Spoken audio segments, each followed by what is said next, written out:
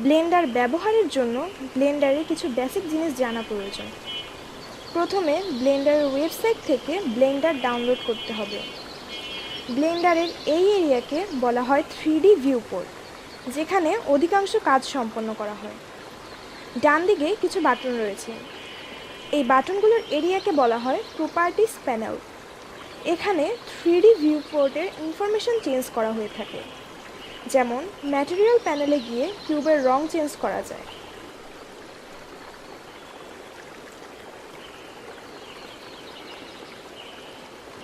এছাড়াও অন্যান্য অবজেক্টেরও রং চেঞ্জ করা যায়। এটা মাউসের বাটন ক্লিক করে করা যায়। সাধারণত মাউসের লেফট বাটন ক্লিক করে অধিকাংশ মানুষ কাজ করতে অভ্যস্ত হয়ে থাকে, কিন্তু ব্লেন্ডারে রাইট বাটন ক্লিক করে সিলেক্ট করা হয়। যদিও আমরা এটাকে চেঞ্জ করতে পারি, তো চেঞ্জ করার জন্য বাম দিকের উপরে ফাইলে ক্লিক করতে হবে এবং এখানে যে ইউজার প্রেফারেন্সে ক্লিক করে লেফটে ক্লিক করতে হবে এবং সেভ ইউজার সেটিংসে ক্লিক করে সেভ করতে হবে। যদি আমি নাম্বার প্যাড 1 ক্লিক করি তাহলে আমি কিউবটির ফ্রন্ট ভিউ পাবো। যদি নাম্বার প্যাড 3 ক্লিক করি তাহলে সাইড ভিউ পাবো।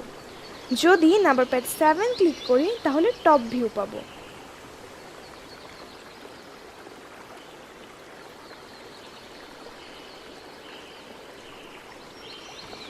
এজন্য অবজেক্টটিকে সিলেক্ট করে এক্স ক্লিক করে ডিলিট অপশন থেকে ডিলিট করতে হবে।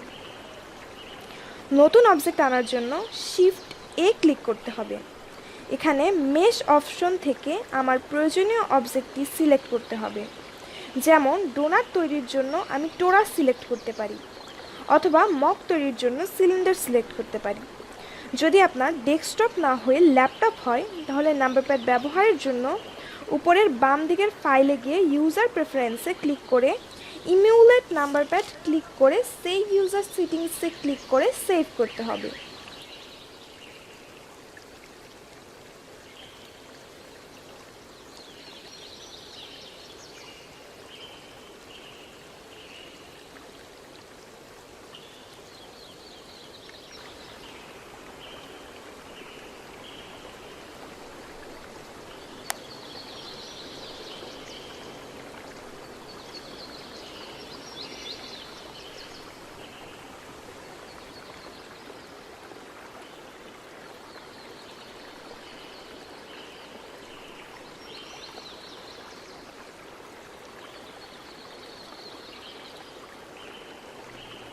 سبيل الدموع سبيل مريح تنهدى يا صاحي كي تستريح وبث الدعاء الخفي الصريح يسعك الفضاء الرحيب الفسيح سبيل الدموع سبيل مريح تنهدى يا صاحي كي تستريح وبث الدعاء الخفي الصريح يسعك الفضاء الرحيب الفسيح